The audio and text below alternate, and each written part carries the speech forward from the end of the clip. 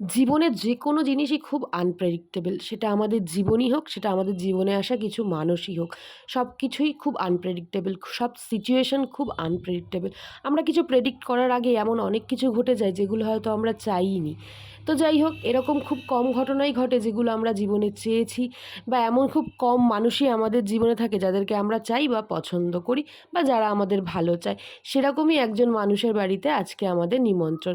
তো আজকে সানডে, আমরা সকাল সকাল ঘুম থেকে উঠে দুই বোন রেডি হয়ে বেরিয়ে পড়েছি। মা আমাদেরকে টাটা করে দিয়ে মার কাজে চলে গেল, আর আমরা হৃদয়পুর স্টেশনে এসে টিকিট কেটে ট্রেনের জন্য ওয়েট করছি। তো আজকে আমরা যাচ্ছি সেই মানুষটার বাড়ি, যেই মানুষটার সাথে আমার প্রায় দীর্ঘ 10 বছরের শত্রুতা। তার সাথে একসময় ফেসবুক থেকেই আলাপ হয়েছিল। তখন সে স্ক্রিপ্ট রাইটার, আর আমি তখন অভিনয় করার জন্য একটা সুযোগ খুঁজছি। তার হাত ধরেই প্রথম আমার ইন্ডাস্ট্রিতে পা রাখা। যদিও এখন সেই ইন্ডাস্ট্রির সাথে আমার দূর তাক কোনো সম্পর্ক নেই, তবুও ভাবতে ভালো লাগে যে একটা সময় আমি এই ইন্ডাস্ট্রিতে কাজ করেছি এবং কিছু গুণী মানুষের সান্নিধ্যে এসেছি। যদিও আমি যার কথা বলছি তার সেরকম কোনো গুণ নেই, তার পুরোটাই বেগুন। তো যাই হোক, ট্রেন চলে এসছে, আমরা ট্রেনে উঠেও পড়েছি। আমি জানি না বোন কেন এখানে সিরিয়াস মুখ করে আছে। বোনকে হাসানোর জন্য ওকে একটা গিফট করেছি, আর আজকে তো ছিল মাদার্স ডে। তো যাই হোক, চলে আসলাম দমদম, আর দমদমে কাবাব মেহাড্ডি হওয়ার জন্য চলে এসছে আমার হাজব্যান্ড। সে আমাদের জন্য এখানে টিকিট কেটে ওয়েট করছিল। আর এই গরমের মধ্যে কালো পাঞ্জাবিটা কেন পরে এসছে আমি জানি না। তারপরে ভাবলাম যে চা খাবো, কিন্তু বাইরের দিকে তাকিয়ে মনে হলো না, চা খাবো না, আজকে লস্যি খাবো। তাই তিনজনে তিনটে লস্যি খেয়ে শরীরটাকে ঠান্ডা করে নিলাম। সত্যি বলছি, লস্যিটা খাওয়ার পর এত রিফ্রেশিং লাগছিল, বলার মতো না। তারপর ধরে নিলাম মেট্রো। পৃথিবীর এক প্রান্ত থেকে যেন মনে হচ্ছে আর এক প্রান্তে যাচ্ছি। তো যে কথা বলছিলাম, যেই মানুষটার বাড়িতে যাচ্ছি সে অনেক দিন ধরে ইনভাইট করছে, আমাদের বাড়িতে আয়, আমাদের বাড়িতে আয়, তোকে আমরা একটু রান্না করে খাওয়াতে চাই। সে আমার বিয়ের পর থেকে, আর আজ প্রায় 2 বছর হতে গেল, এখনও আমি যেয়ে উঠতে পারলাম না।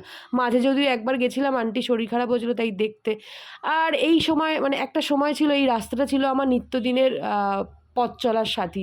রোজই যাচ্ছি এই রাস্তা দিয়ে, রোজই আসছি, কাজ করছি, বাড়ি ফিরছি। কিন্তু আজ এতগুলো দিন পরে যখন আবার এই রাস্তাটা দিয়ে যাচ্ছি, কেমন একটা যেন ভেতরে কেমন একটা কাজ করছিল, কেমন একটা ফিলিংস হচ্ছিল, বলে বোঝাতে পারবো না। তো এই বাড়ি ঘরদুয়োর, এই রাস্তাঘাট, গাড়ি ঘোড়া সব কিছু কেমন চেনা অচেনা সব কিছু কেমন গুলিয়ে যাচ্ছিল। তো যাই হোক, আমি রাস্তা দিয়ে হাঁটতে হাঁটতে যাচ্ছিলাম, আর সব কিছু খুব ভালো করে খুঁটিয়ে খুঁটিয়ে দেখছিলাম সব কিছু আবার আগের মতো আছে তো।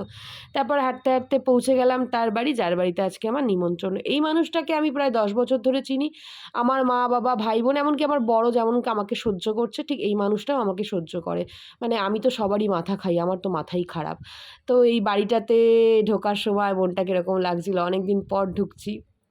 তো একটা সময় এই বাড়িটাতে আমি থাকতাম কর্মসূত্রে। যাই হোক, তারপরে চলে এসছে আরও আমার বন্ধু-বান্ধবরা। এদেরকে তো তোমরা এখন চিনেই গেছো, কারণ এদের বাড়িতেও কিছুদিন আগে গিয়ে জমিয়ে খাওয়া-দাওয়া করে এসছি। আর এই যে সেই মানুষটা যার কথা আমি এতক্ষণ ধরে বলছিলাম, এই মানুষটা আমাদেরকে আজকে ইনভাইট করেছে। এত দূর থেকে ডেকে নিয়ে এসছে শুধুমাত্র নাকি সে রান্না করতে শিখে গেছে, সে এক্সপেরিমেন্ট করার জন্য গিনিপিগ পাচ্ছে না, তাই আমাদেরকে মানে ডেকে নিয়ে এসছে। মানে সিরিয়াসলি, এরপরেও আমি বলবো এর সাথে আমার 10 বছরের শত্রুতা নয়, জাস্ট শত্রুতাই। আমাকে নিমন্ত্রণ করে ডেকে নিয়ে এসে আমাকে দিয়েই কাজ করাচ্ছে, বললো তুই বাড়ির মেয়ে, তুই আবার কিসের নিমন্ত্রিত কাজ করা। এখানে আমি সবাইকে সার্ভ করছি, আমি নিজেই খাচ্ছি, আমি বুঝতে পারছি না আমি নিমন্ত্রিত না এরা আমার বাড়িতে নিমন্ত্রিত হয়ে এসছে। তো যাই হোক, অনেক দিন পর যেহেতু সোমনাথদা আমাদের সবাইকে ইনভাইট করেছে, আমরা খুব মজা করছি, খুব আনন্দ করছি, গল্প করছি। আর এই যে আমি, তো যাই হোক, এখানে আবার মানে ক্যালেন্ডার খুলে লোকজন বসেও পড়েছে, নাকি নেক্সট ট্রিপের প্ল্যান হচ্ছে। আমি জানি না এই প্ল্যানগুলো কতটা সাকসেসফুল হবে, বাট ঠিক আছে, প্ল্যান হচ্ছে, এটা দেখেই আমার ভালো লাগছে। আর এখানে বোন আর স্বর্ণালী, মানে সুপ্রভাতের ওয়াইফ, আমরা এখানে সবাই অধীর আগ্রহে অপেক্ষা করছি, আর সবাই সবাইকে একটাই প্রশ্ন করছি যে এই প্ল্যানটা কি আদৌ সাকসেসফুল হবে। তারপরে এখানে রান্নাবান্নার তোড়জোড় হচ্ছিল, অনেক বেলাও হচ্ছিল, কারণ সোমনাথদা একা হাতে রান্নাবান্না করছে। তাই আমরা আর ওয়েট না করে সবাই মিলে চলে আসলাম এখানে সোমনাথদাকে হেল্প করতে। এই মানে এখানে কি রেসিপি হচ্ছে সেটা তো বুঝতেই পারছো, ভেটকি মাছের পাতুরি। একজন মেখে দিচ্ছে, একজন মুড়ে দিচ্ছে, একজন বেঁধে দিচ্ছে। তারপর রান্নাবান্না করে প্রায় বিকেল 4টের সময় আমাদেরকে খেতে দিল কলাপাতায় ভাত, ডাল, আলু পোস্ত, পমফ্রেট সর্ষে, ভেটকি মাছের পাতুরি, পোলাও, লাল লাল করে মাটন কষা, চাটনি, আহা আহা! সে যে কী খাওয়ালো! এই লোকটাকে কবে থেকে বলছি, দাদা একটা বিয়ে করো, একটা বিয়ে করো, কিন্তু লোকটা কিছুতেই বিয়ে করবে না। আর এই ফাঁকতাল দিয়ে আমাদেরকে বিয়ের খাওয়া খাইয়ে দিল কিনা বুঝতে পারছি না। এত অল্পেতে তো হবে না কাকা, খাওয়া তো এখনও বাকি আছে, আরও খাওয়াতে হবে, সে তুমি বিয়ে করো আর নাই করো। তো যাই হোক, ফেসবুকে যখন আপনারা এই ব্লগটা দেখছেন তখন হয়তো অনেকেই দেখবেন যাদের হয়তো বিয়ের বয়স হয়ে গেছে, কি বিয়ে হয়নি বা বিয়ে করতে ইচ্ছুক, তাহলে অবশ্যই আমার ইনবক্সে যোগাযোগ করুন, আমি এই মানুষটার বিয়ে দিতে চাই। তারপরে হয়ে হয়ে গেল দেখতে, দেখতে সন্ধে আর আমাদেরকেও অনেকটা ফিরতে হবে। তো আমরাও সবাই টাটা করে সবাইকে বেরিয়ে পড়লাম। একটা সুন্দর দিন সোমনাথদার জন্য আমরা খুব ভালোভাবে আনন্দ করে কাটালাম। সো জোকস অ্যাপার্ট, অনেক বাজে কথা বলে ফেলেছি। ব্লগটা এখানেই শেষ করছি।